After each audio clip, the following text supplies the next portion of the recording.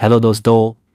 आज की कहानी का विषय याकूब की यात्रा और परमेश्वर की वाचा। याकूब के साथ अध्ययन के भाग उत्पत्ति 28 अध्याय 1 पद से 29 अध्याय 13 पद तक।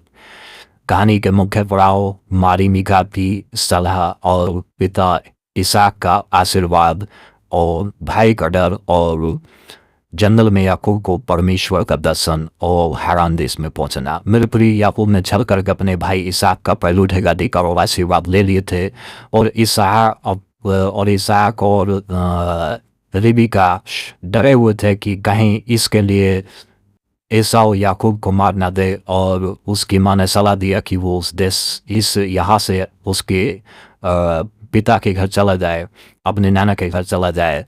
और पिता ने वही इसहाक ने अपने पुत्र याकूब को आशीर्वाद दिया और वो वहाँ से हारान देश को चला गया। मेरे प्रियो, हारान देश लगभग 800 से 1000 किलोमीटर था और लगभग याकूब की यात्रा 32 दिन की थी, जो पैदल चलने की थी और निर्जन प्रदेश से होकर उसको जाना था।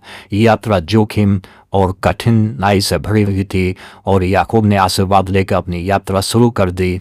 और याकूब ने यात्रा शुरू की और शुरू करने के बाद क्या हुआ कि याकूब को रात हुई और एक जगह वो पहाड़ पर पहुंच कर रुक गया और वो वहीं पर पत्थर का तकिया बनाकर सो गया। और परमेश्वर ने उसको दर्शन दिया और परमेश्वर ने उसको दर्शन दिया कि स्वर्ग की सीढ़ी पृथ्वी पर टिकी हुई है और स्वर्गदूत उसके ऊपर से चढ़ उतर रहे हैं। परमेश्वर उसके ऊपर से खड़ा होकर कहता है कि याकूब, मैं यहोवा तेरे दादा इब्राहिम और तेरे पिता इसहाक का परमेश्वर हूँ और जिस स्थान पर तू खड़ा है वो स्थान में तुझे और तेरे वंश को दूंगा और मैं तुझे तेरे घर लौटा ले आऊँगा।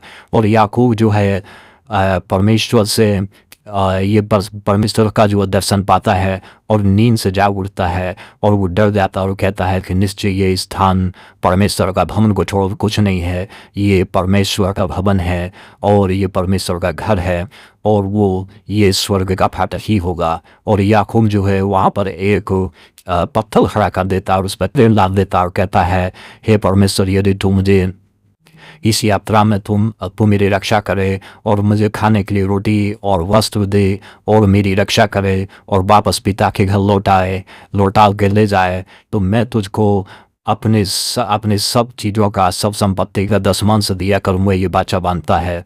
मेरे प्रियो, याकूब का पहली बार था जो उसको परमेश्वर से मुलाकात हुई और परमेश्वर को उसने जाना। अब तक वो छल और धोखा कर रहा था, लेकिन याकूब की यात्रा बहुत जोखिम और बहुत मुसीबत से भरी हुई थी, क्योंकि जंगल में उसको पीने के लिए पानी नहीं मिल रहा था, सोने के लिए सही जगह नहीं थी, मच्छर काट रहे थे, जानवरों पर डर था कोई जानवर ना मार दे, उसको भूख लगी हुई थी और उसको कुछ भी जो है वो नहीं था, मन में शांति नहीं थी, कोई आदमी उसके साथ नहीं था, अकेला सफर कर रहा था, डरा और भय खाया हुआ था। जो कुछ याकूब ने दिया वो अकेला झेल रहा था। लेकिन मेरे प्रिय, यात्रा ने याकूब के भविष्य को बदल दिया और जीवन को बदल दिया।